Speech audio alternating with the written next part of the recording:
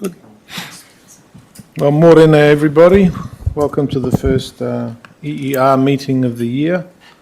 Can I just remind everybody to put their phones on silent mode, please? And if you're speaking, to remember to turn your microphone on. And welcome to members of the public gallery as well. So I'll start with the karakia.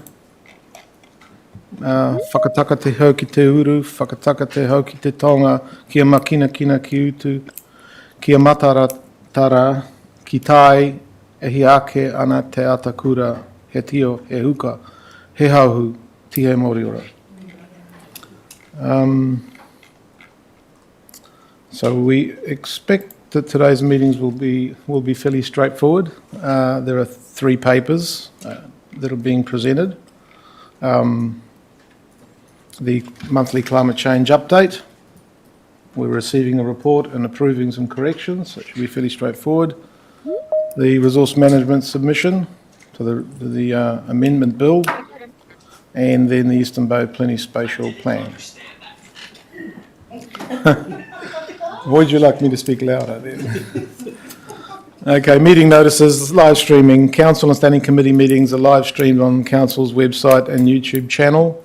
Public gallery attendees, presence implies your consent to being broadcast. Further information about live streaming protocols can be found on the Council's website. Health and safety notices. In case of an emergency, follow the building wardens to the nearest exit. The meeting point is across the road at Peace Park. Bathroom facilities are located opposite the chamber foyer entrance. Apologies, I have none registered. Councillor James is online and Councillor Boynton as well. So nothing to do there. Acknowledgement. Does anybody have any acknowledgements or tributes? No. Conflicts of interest. Do members have any conflicts of interest to declare related to any business in the agenda? Nope. Public participation, there is none.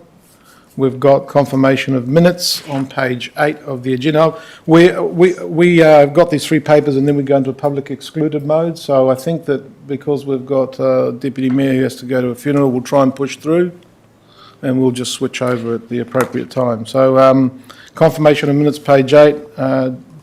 Do I have a mover and a seconder for those? Mover Councillor Isles, seconder Councillor Jukes. I presume there are no corrections required for that. So I'll put the motion. All those in favour? All those against? Passed. Reports. The first.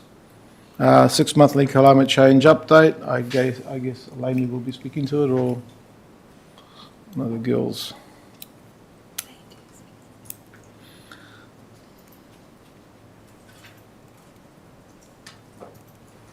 We're on pages 9 to 16 of the agenda. Welcome. Thank you.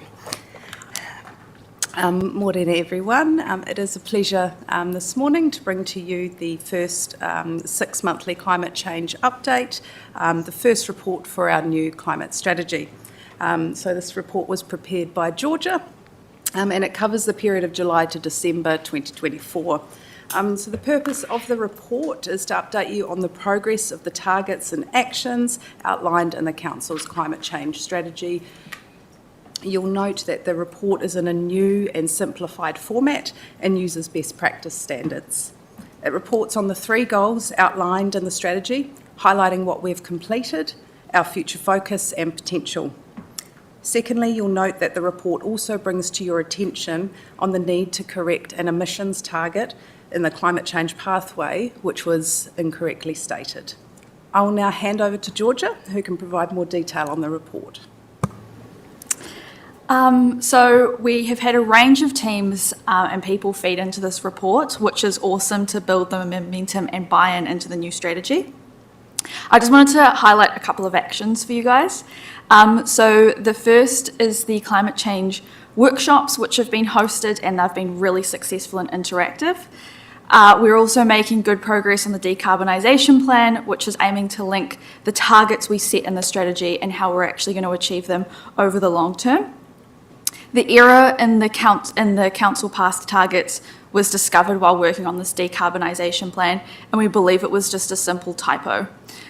So that's why we're bringing it to your attention to correct it so that we tick all our boxes. There is also a new climate change assessment in the council reporting template, and it's included in this report for the first time. So I pass it back to the chair for discussion. Well, does anyone have any questions of clarification first off? Deputy Mayor? Thank you, Richard. Good morning, ladies. Thank you. I'm just looking at page 16 where the table is. Oh, beg your pardon. I'm just looking at page 16 where the table is, and it looks useful with the greens and the yellows and stuff. The numbers down the side seem to jump quite a lot. Have we got actions in between that aren't report-worthy? Yes and no, it's not that they're not report-worthy. So those are the correlating actions, the numbers that go to the action. There was 229 action plan list, and we went through a process last year of picking out what our top actions were to do first. So a lot of them are based on setting ourselves up for success. Right, thank you. Yeah. Councillor Rangiaho and then Councillor Pula. I'm just seeking clarity on page 12, 4.4, to correct the typos dated to 2050. Councillor, your mic, please. Oh, sorry. One thing. Sorry. I'm just seeking clarity on page 12, 4.4, the timetable 2050. Going from, you say, 17% to the 39%. In terms with the wastewater target, is it sitting at 65% to the 39%? Because I went to have a look at the different targets inside of our climate change strategy, and there were some different target numbers sitting inside of that. Mm-hmm. So I'm just trying to see where it looks like stating it's like for like from the current to the what needs to be changed. So I'm just getting clarity. Is it actually 17 or 39 or 65 to 39? Yeah. So there is like two ultimate overall targets. Okay. So one's including wastewater and the other's without. So I think the 665 one that you're referring to is the excluding wastewater, and this one here is the including wastewater. So it's been added together.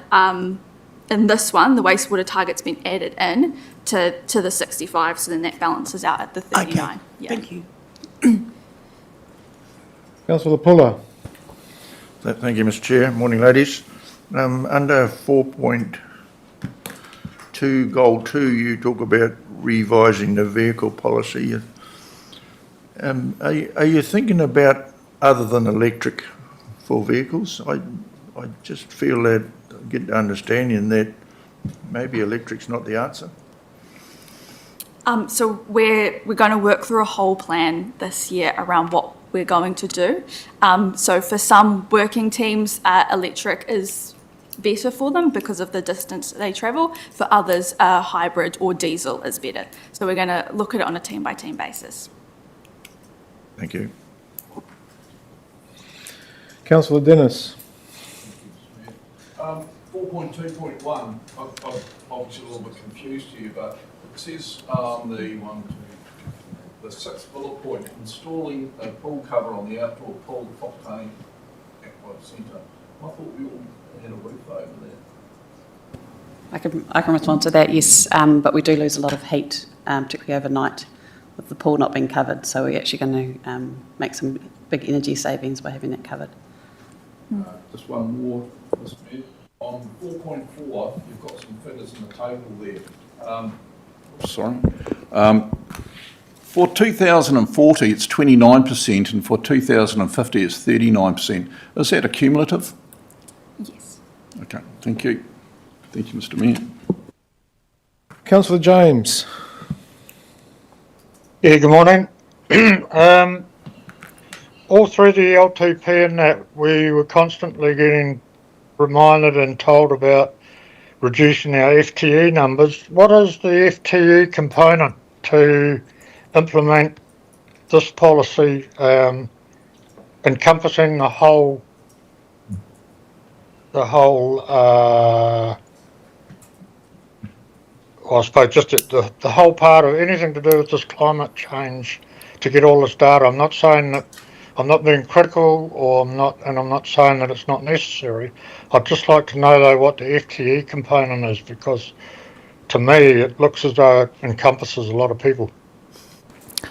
I can speak to that. Thank you, Councillor James. In the LTP, one additional FTE was approved for climate change and resilience, and that was a manager role that was to be appointed halfway through year one of the LTP, and that appointment has now been made.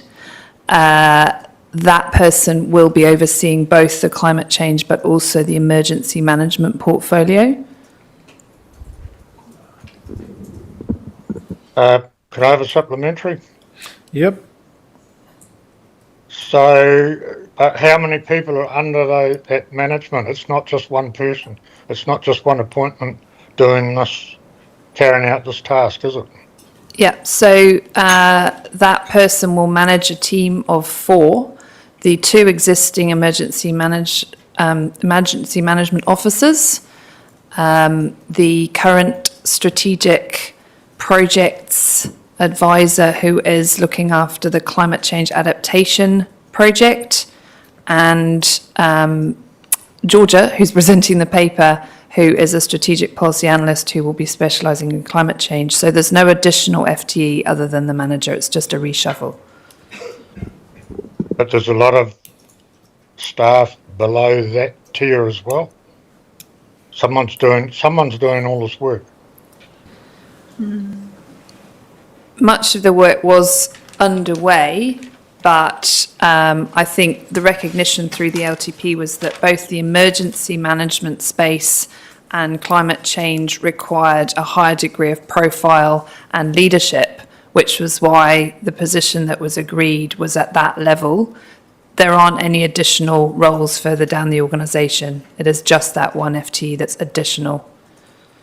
And if I could just add to that, Councillor Wilson, Councillor James, sorry. The other thing to bear in mind is that as part of staff's business as usual, they're also working on these projects. So in some ways, you've got a couple of direct people who are involved in it, but also indirectly across the organisation, you have a number of staff that have incorporated it into their roles as part of their BAU, sort of supporting the implementation of various change projects related to this strategy. And also inside the strategy, there were other line items, which I think are the ones that are missing from here, that might be delivered by other organisations.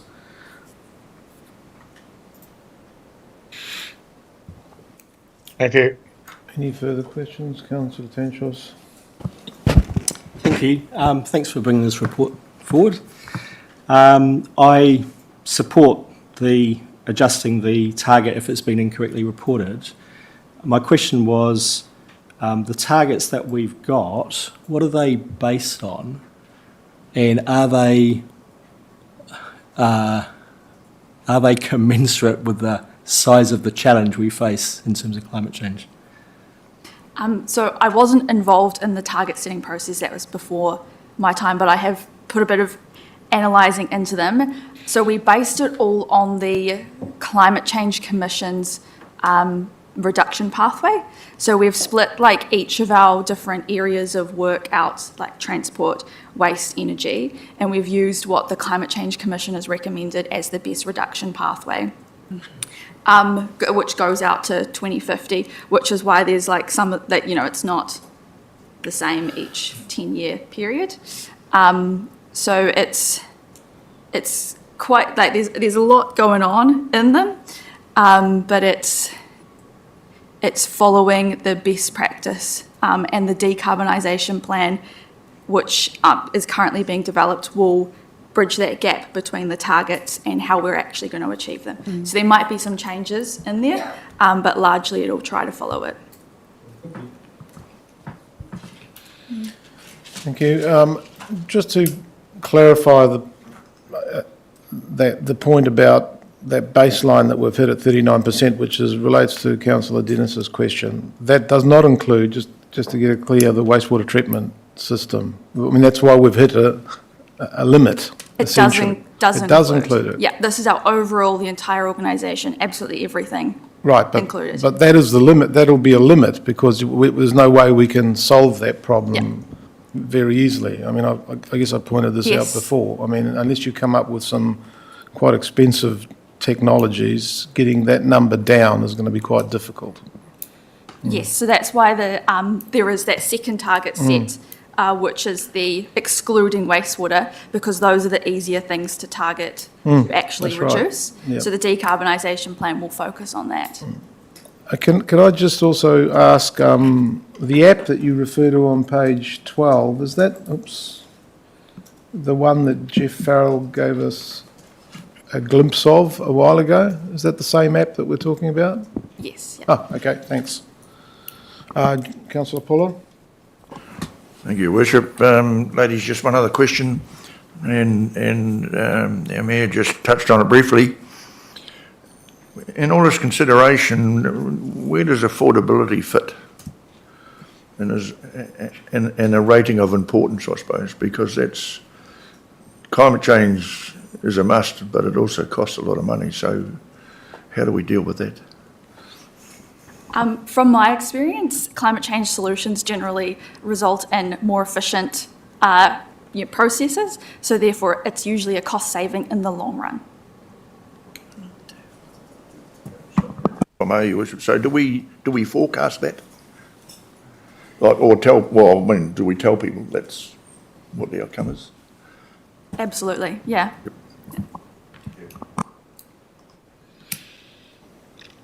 Well, if there's no further questions, can I have a move and a seconder for that? So mover Deputy Mayor and seconder Councillor Rangiaho. That the Energy, Environment and Resilience Committee receive the 6 monthly climate change report and that the EER Committee approve the correction to that table. Is there any debate that anybody wants to have? Commentary, Councillor Tanchos? I will make a comment. It's not really a question, but it's just responding to the point that Councillor Puller just raised, which is that I think as an organisation we're not very good at. I think initiatives like this do save the organisation money, and so that they're cost effective to invest into, and of course they've got all those environmental benefits. But we're not very good at tracking those savings, and I think as an organisation it would be quite helpful if we were able to demonstrate more clearly the savings that we've made through these various investments that we've made.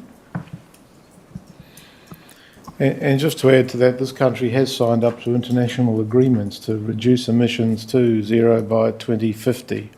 That's not being done for no reason. And so we do have actual obligations. Councillor Puller? So just following on from Councillor Tanchos, then we're talking about climate change as an organisation.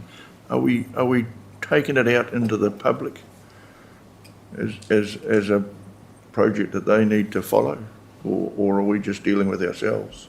Because I think the whole country basically has to grab a hold of this thing and get on with it. But you have to sell it, I suppose. And that's where I'm asking. How do people see the benefit? What's in it for me? Basically, is what a lot of people say. So really, the question is, are we taking it out to our people? Can I comment on that? And thank you, Councillor Puller. The way that we've chosen to report is actually recognition of that, the importance of that. And I think in the paper it talks about the fact that the team have spent considerable time since the pathway was adopted at the end of June in looking at what are the lower hanging fruit that we can actually demonstrate the value of, so both the financial benefit but also the environmental and the social benefits, so that we can tell those stories better. And in fact, the project that is reported in here around solar feasibility and putting panels on the actual council facilities is an endeavour to do that, so that we've got real evidence that these things make a difference to people's lives, so that we can communicate those messages more clearly and bring people on the journey. Councillor Rangiaho? It's to follow up. It's not on. Is it on? No. Oh, okay. It's just to follow up. It's a comment. One thing I need to acknowledge is the traffic light table. So, as leaders, and I suppose in applying, giving effect to climate change and what everyone is doing, I think it was really important, that table, because the blue, identifying the blue traffic light was important to train our staff.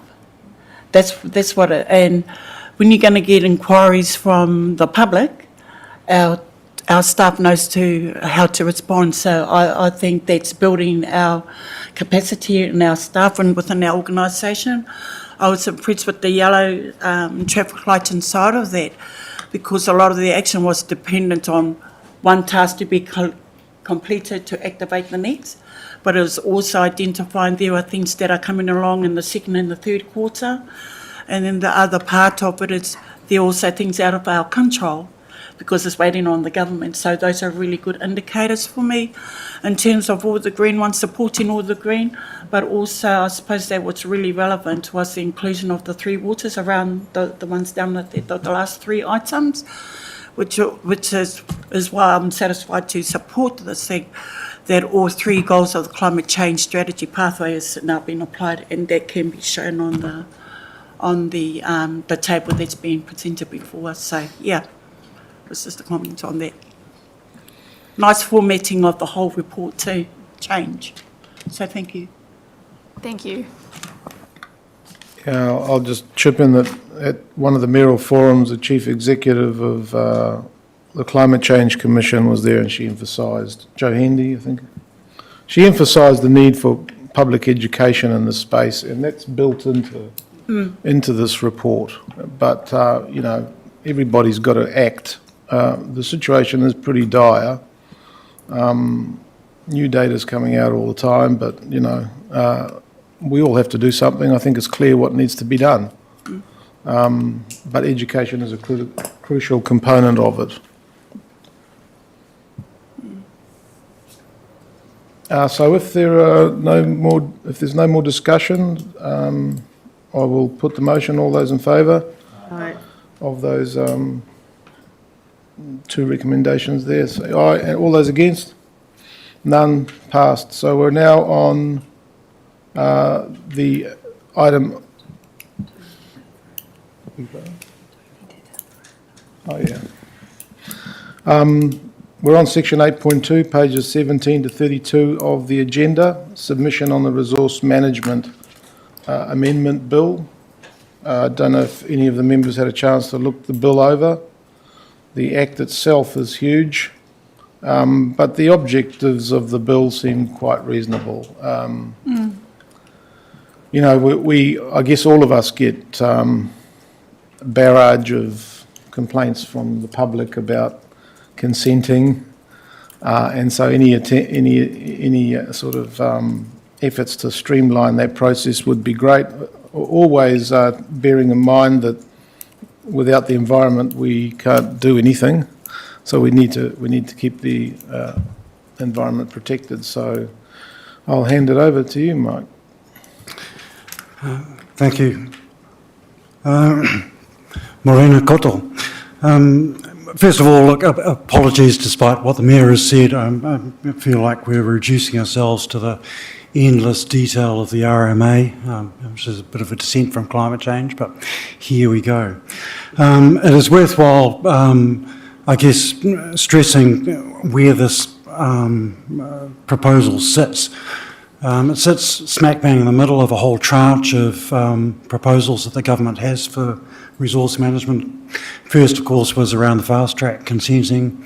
Concurrently at the moment is a whole swathe of national environmental standards which the government are working on, which are seeking to rationalise and streamline a whole lot of as yet unknown matters that councils attend their minds to.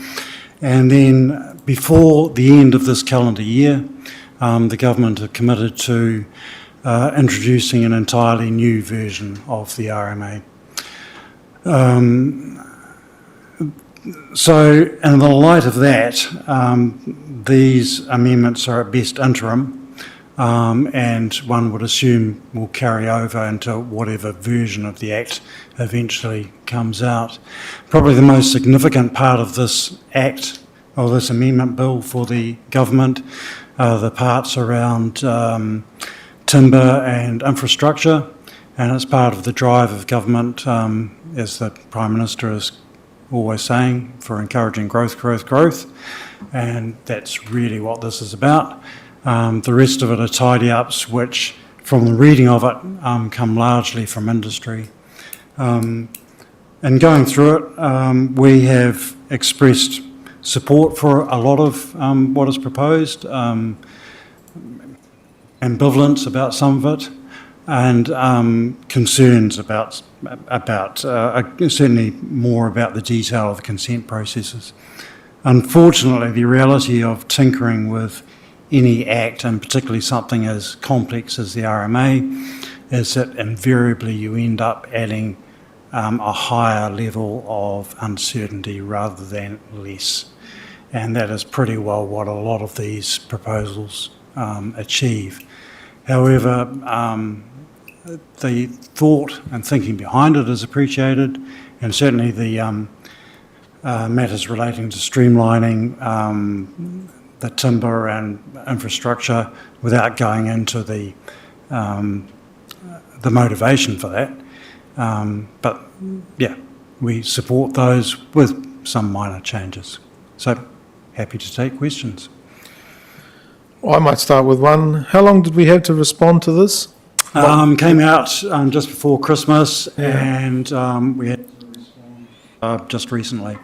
Yeah. So the government, I did attend a webinar from MFE, and there's a very clear statement that the government are not looking for feedback or comment from planning professionals or people involved in implementing the RMA. So other than the statutory involvement, which is what we're in now, so this was not run before local government or any planning type professional organisation prior to drafting. But that is the direction that the government is moving in. So. Yeah, I mean, why do you put it out before Christmas and then expect an answer by February? Typical tactic. Yeah, we're doing it's a perfunctory exercise. Let's get a few words in and see what we can do. So there's not really a lot of wiggle room here. But I thank the writers of the report, because getting your teeth around all of this is not easy. I certainly wouldn't like to have to do it, but thanks to the report writers. Other questions? Deputy Mayor? Thank you, Your Worship. Good morning, Mike. And it was actually a really good summary without needing to read all the appendices. I've got a question on page 19, 4.4, emergencies and natural hazards. The last sentence of the first paragraph, new natural hazard rules introduced by plan change will have an immediate effect as well. Does that lay over all the regional councils' hazard risk identification, which has an impact on insurance, or is it something completely different? No, it's more a way of how that is implemented. So those risk assessments, etc., identify the hazards. This is more about how that information is taken into account and how it affects consenting process. So that the idea is that these would take effect immediately. It gives strength to the ability, essentially, to decline consents, etc., in the light of natural hazards. If you don't mind. Is someone, or is there an organisation that is keeping an eye on the impacts that it is having on insurance? Because I'm hearing regular stories of people wanting to buy houses in Hopi and Whakatane, and they've just got refusals, and it's because of that risk hazard thing. So that's a national issue. Edgecombe is another one. And it's not so much, I haven't heard about refusals, but certainly the cost of premiums is going through the roof. Whakatane has long been a place where you cannot get online insurance. It was an early one of that approach, along with Wellington. It is national. As to whether anyone is taking a close eye on that, without being too cynical, I suspect that my comment has been that policy in this area is basically being left to insurance companies and banks to implement. So I think it is what it is. Thank you. Any further, Councillor Tanshos, and then Councillor O'Brien, did you? Yeah. Thank you. Thanks, Mike, for putting this before us. I had a couple of. I haven't had a chance to read the bill, but I've got a couple of questions on 4.5. So it says it enables the consideration of an applicant's compliance history and consent decisions. So that's quite interesting. That's a new thing, right? Yes, so that's one that I did express strong reservations about. The idea is that if someone has a poor compliance history, that they could be declined resource consent based on that. So the use of that sort of tool in New Zealand law is very rare, and what tends to happen is that there are examples, such as if you're a convicted sex offender, you're unable to hold registration as a teacher. If you have been convicted of a drug offence, you are unable to hold a passport to travel overseas. There are those are things which are you're unable to do those things. What this does is says, well, hey, you might be able to, but the planner is going to have to assess, whether you can have a consent or not. And planners are trained and qualified for environmental effect assessments, not for assessments of somebody's behaviour and compliance history. And it also throws a bit of an awful precedent, if you like, for rolling this sort of approach out into other areas. The general thing with offending is that you do the crime, you pay the time, and it's done. You start afresh, and that's how generally we approach it. The other thing is it says it formalises the process to review consent. Enables consent conditions of a granted consent to be reviewed when non-compliance is found. Because that's one of the issues that we have, isn't it? Is that it's actually quite difficult to monitor and police non-compliance. Yes, so that is helpful. I mean, there is an ability to put in review conditions, and we tend to do that now anyway. If there's any potential for grey areas in the future, due to the nature of the application, which can include the nature of the business that's running it, etc., then we'll put in a review condition around some of those parameters. Yep. Another one, if I can, on that same section, it says that talking about hearing with a submitter no longer having the right to be heard at a hearing, if the council has sufficient information to make a decision. Under the changes, Māori have a right to speak at a hearing only if the rights to participate in a hearing is stated in their treaty settlements, which is not a matter treaty settlements typically cover. That's right. So could you just expand on what that means in terms of the rights of tangata whenua to speak at a hearing? And the short answer is that it would effectively cut them out. Right.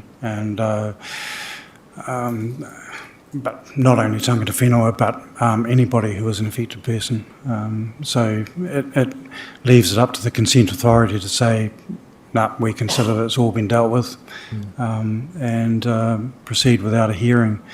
It is of extreme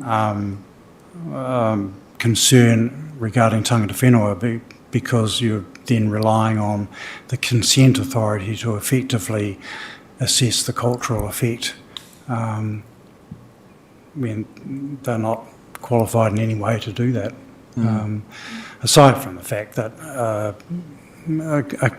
a basic tenet of the RMA is that those people who are affected by an application have a right to express their concern. And it's often, in fact, almost always, the expressing of those concerns through a hearing process that allows for suitable improvements to be made in an application. Often a submission, when it's made, is only at the basic level of what the concern is, and it's through the exchange of briefs of evidence and then the discussion before a hearing that these things get fleshed out and there's a full understanding of all parties. And then at the end of it, submitters, including iwi, know that they have been heard and have had the opportunity, and often that's enough. Sometimes obviously it goes further, but it is an extremely important part of the process and helpful for all parties, the consenting authority, the submitters, the applicant, and also reduces the chance for, or the risk of appeals. In terms of how that'll play out in practice, do you imagine, I imagine we'll see quite a lot of variation in different places. Yep. Because it's kind of now become much more discretionary, and so some places tangata will be simply cut out, and other places maybe not. Yeah, it leaves it up to the discretion of the consent authority, and I can't imagine too many consent authorities in New Zealand wanting to sidestep iwi. So the reality is it's likely to achieve little in the way of change to practice. Yeah, thank you. Councillor O'Brien and then Councillor Boynton. Thank you, Mike. Thank you for the report. Great report for a real complex situation. My question is, I guess Bay Plenty Regional Council would have submitted as well to this. How well did we align with their concerns or their response? We align. Did you see whether a lot of our responses or our submission aligned with these? I must confess, being the author of a good part of this, that I hadn't looked at and hadn't had a chance to review the Regional Council submission. I did review Local Government New Zealand's submission, but not the Regional Council. But I wouldn't imagine there'd be too much in the way of difference in the approach. Thank you. Councillor Boynton.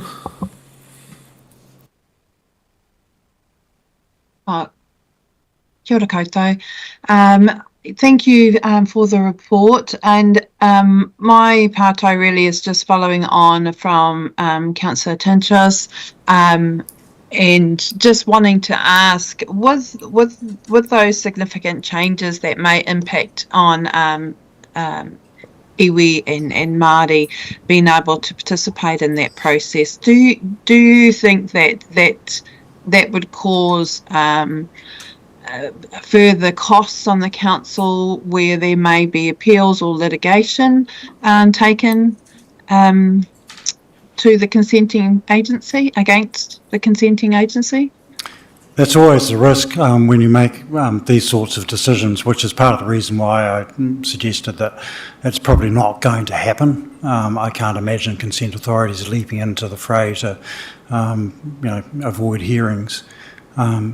Simply, that's one of the main reasons, is because it just opens up the risk for hearing, for appeal to the Environment Court or, more likely to the High Court, because it's a review of a decision that council has made.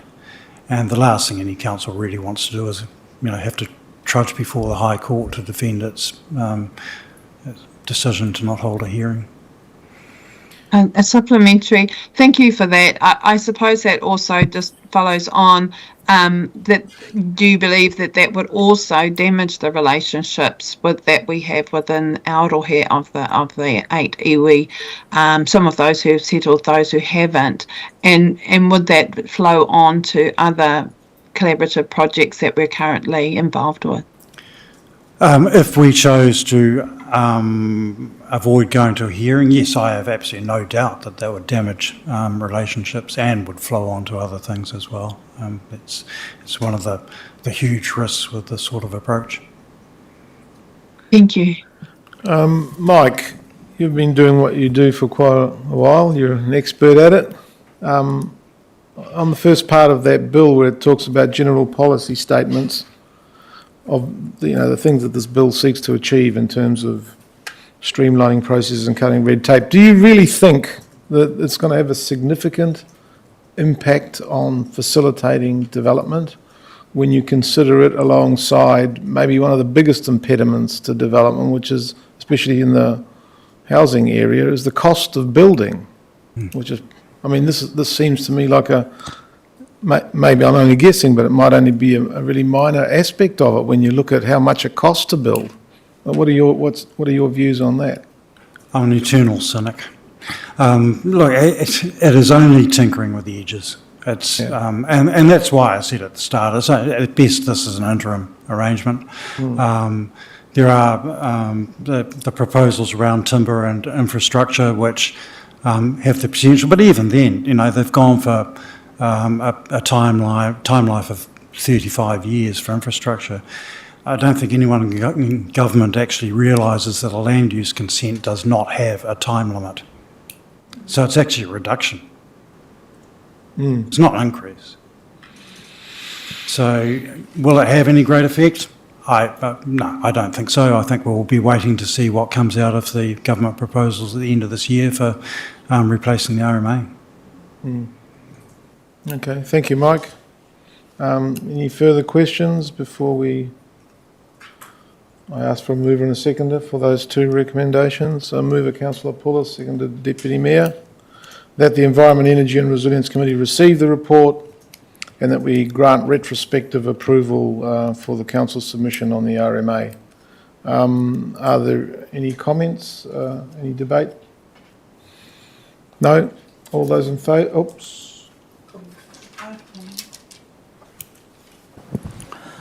Thank you for the report. Totally supporting the submission that's been made. Great work put into that. But one of the comments really is around Māori having a voice inside of this bill. When we're talking about alignment, I've gone back into our values on that climate change, and one of those values was exactly around acknowledging, care for, and support those most affected. Māori is targeted in this. And so thank you for raising the reasons why, because we faced inequities. You've stated that, but also to align it to our values of our climate change strategy, it was also around we're thinking and acting long-term as a council in terms of our relationship. We're building, it's being part of a solution when you withdraw that voice. And it's also aligning to our 5 priorities of the council that we push forward to build those relationships.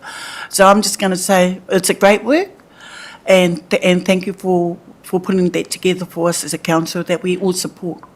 I suppose we go back to their goals, we all understand, and we are able to act to give effect to what needs to be done.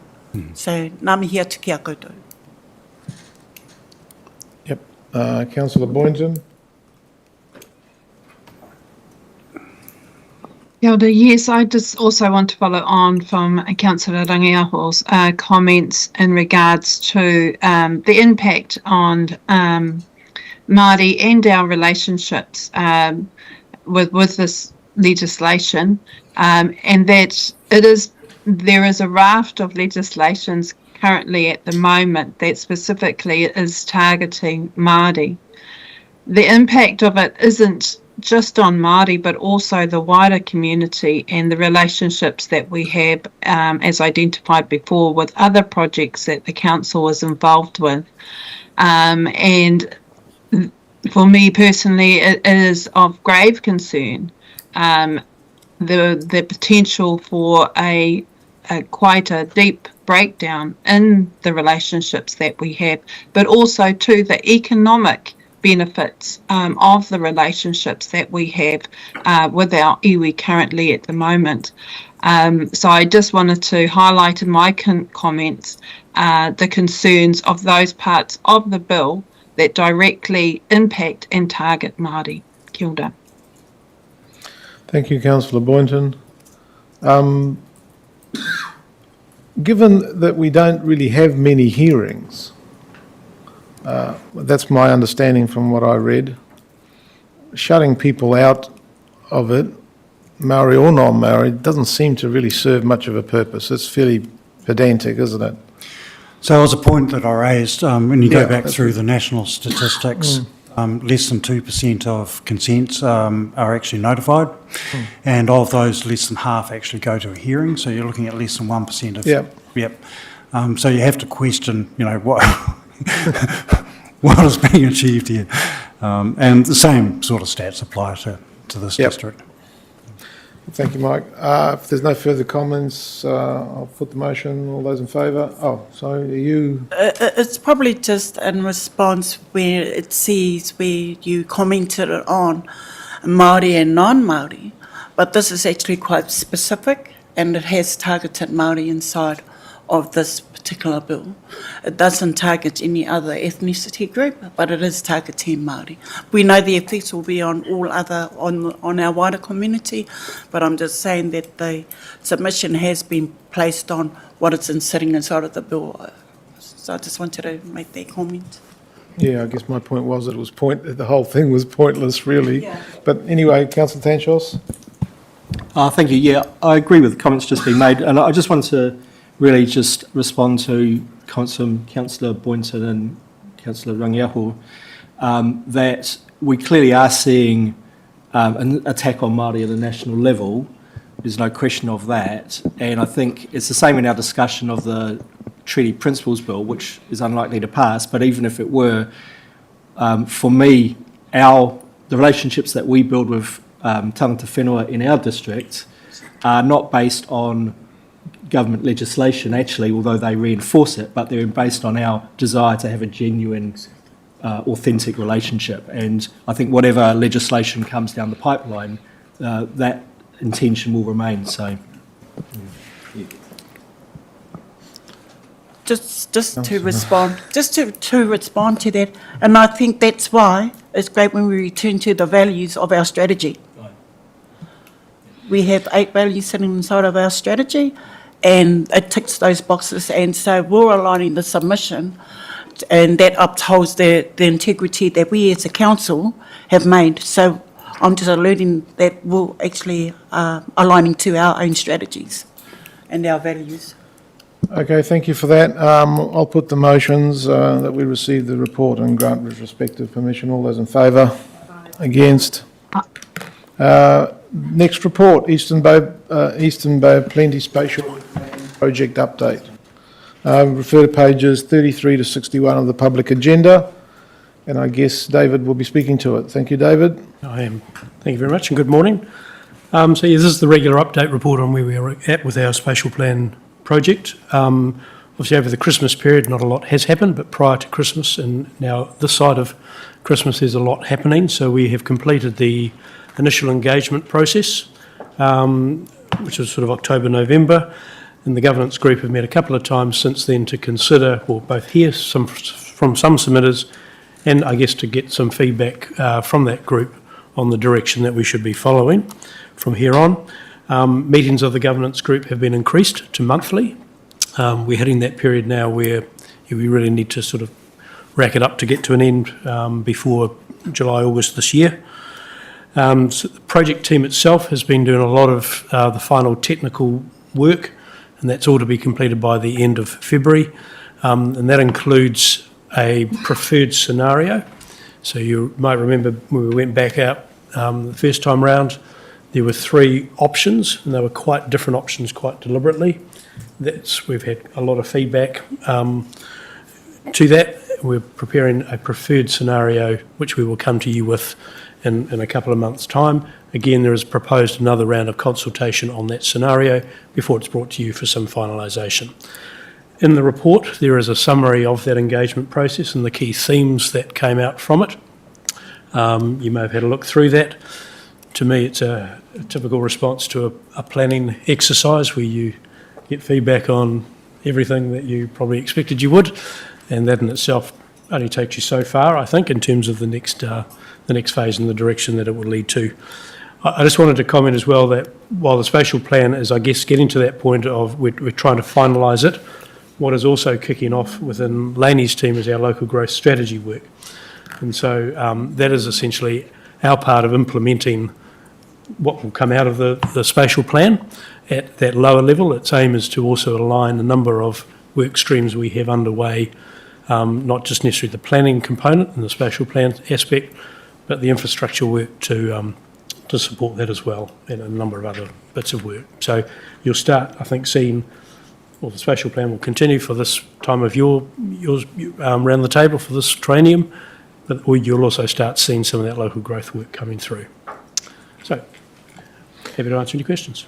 Thank you, David. Are there any questions for David? Deputy Mayor? Thank you, Your Worship. Good morning, David. Thank you very much to you and the team for the report. My question is actually about, we're looking at housing development and we've got some identified areas, but there was a lot of anecdotal feedback, and in particularly from the business community, about a lifestyle retirement village. And I would have thought that it might have warranted a mention, considering that for Portakī, Kawerau and Whakatane, us encouraging a lifestyle retirement village would be like well received, but it's not really mentioned. Yeah. Okay. So firstly, I think the spatial plan again is at a probably a higher level in terms of the sense of housing generally. So in terms of particular housing development, it can certainly refer to that, and we're more than happy to feed that into the proposal. I think the mechanism to really get some momentum behind that sits somewhere else. It's probably in that local growth strategy work, or even in our economic development space. So I think the spatial plan itself won't answer that question. We could certainly recognise it though, and recognise that we've heard that feedback. Okay, Yep. and I guess supplementary, it's also reflective of that the type of housing hasn't been identified. Yeah. So you're saying that's a type of housing? Yeah. All right, thank you. Any further questions? Councillor Dennis? Just an observation. In that whole thing of where we are going on future settlements, I know that the sewerage project team for Maratā, we're talking to the people of Maratā about 460 houses. Now at the moment there's only 260, I think, or 243. And so we're always talking about 460 plus 2 marae, 3 marae, 2 schools and the dock camping ground.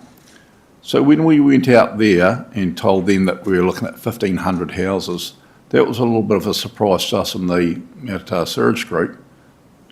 And it had a really bad effect on the town where they suddenly thought that we were going to put 1,500 houses there in the next year or two. And I think we really did that wrong. If we were to, in reality, we're not going to put 1,500 houses there in the next 10 or 20 years, but in future, who knows? We will be looking at a bit of development where whānau want to come home, where there might be papakanga, where there's a few spots where they might put in a couple of extra houses. But I think we have to be very careful in reports like this about what we tell the people. And I see that there's been a bit of a nervous reaction from some areas saying it might disrupt the small town feel.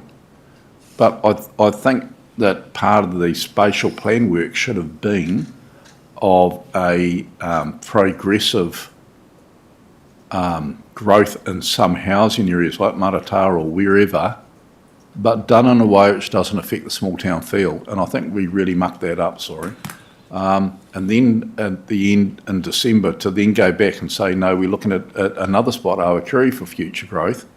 I think we're sending mixed messages out there And I wonder if we are acting in a silo mentality here. We actually need to get together and have a standard or a recognised direction of where we're going before we publicise it, because there's a bit of confusion out there where we're going, and there is a bit of reaction. In Oz, in a meeting last night at the Marae in Marata for the Te Mano Ngāti Rangatihi presentation for their spatial plan, and there was concern. That just keeps coming up again and again. We tried to explain it's not going to be there, but because we put that initial comment out, I think it's not good. I think we can do better than that. Okay, thank you. Can I respond? You may. Yes, so I think I take the point that, yes, it perhaps it did alarm people in Marata particularly. I thought we put out a proposal that was trying to find 5,500 homes in the Eastern Bay over a 30-year time period. That was the premise, if you like. So it was long-term.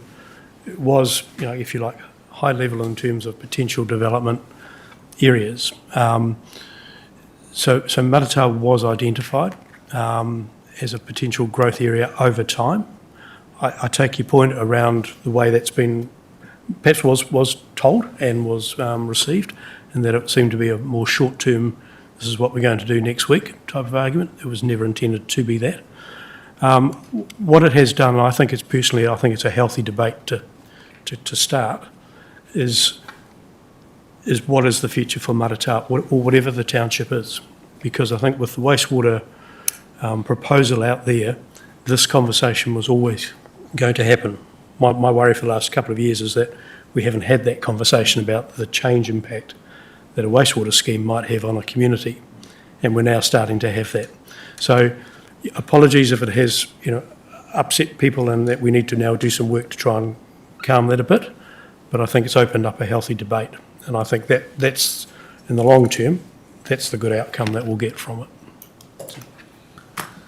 Thank you, David. Yeah, I totally acknowledge that in reply to your statement, is that it's been a bit of time last night, and that means explaining those points, and it was a really, really good meeting where the folks started to look at like a real good spatial plan for the area, and I think as we explained it, some of that was understood, but you still can't get past the initial blunt thing of, oh my gosh, and so, but yeah, thank you for that. David, in terms of these three options that were presented, we're not, wed to any one. I mean, I personally am in the middle of 1 and 2. I mean, I understand that we've got to look for green fields, but there's plenty of scope for intensification, even in this town, and then we can't even get that. It's not, that's not even easy to do under the present conditions because of things like what I mentioned before about building costs and so on, and yet the infrastructure's already here. So we're not wedded to. It's not a clean bucket. You can be in the middle somewhere. No, because I think that might have been misinterpreted, and I did hear a lot of the submitters talk about intensification as well, a few of them anyway. Yeah, no, you're exactly right. The three options weren't intended to be this option or that one or that one.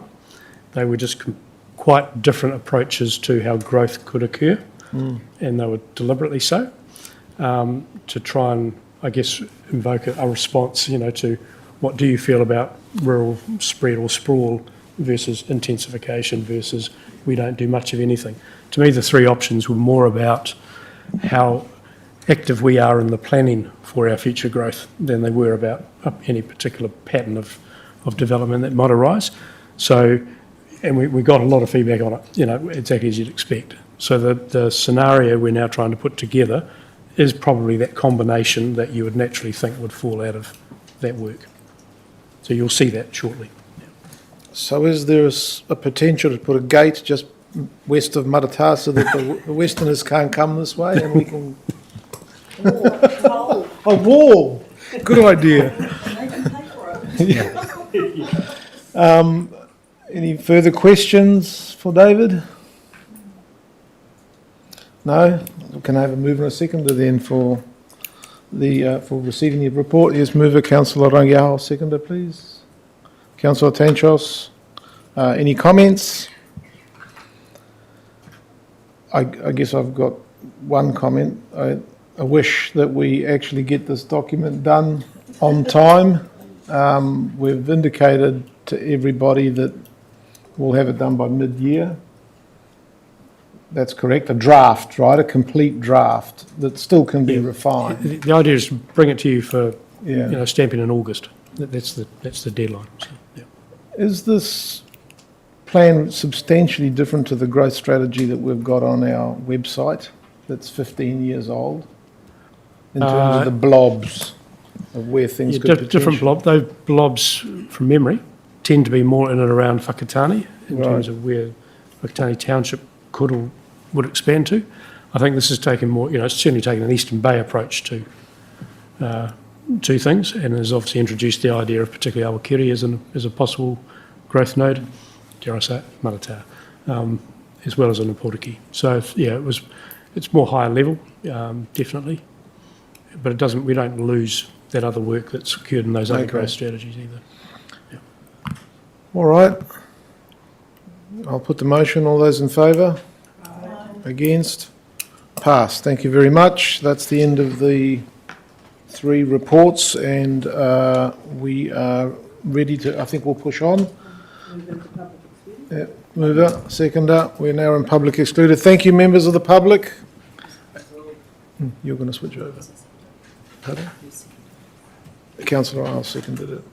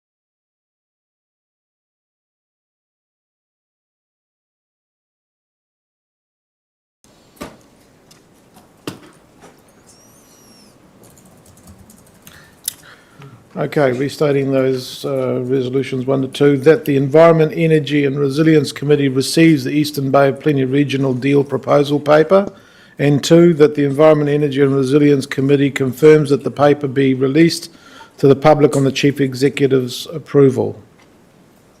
Thank you. And I'll go to the closing karakia, if I can find it.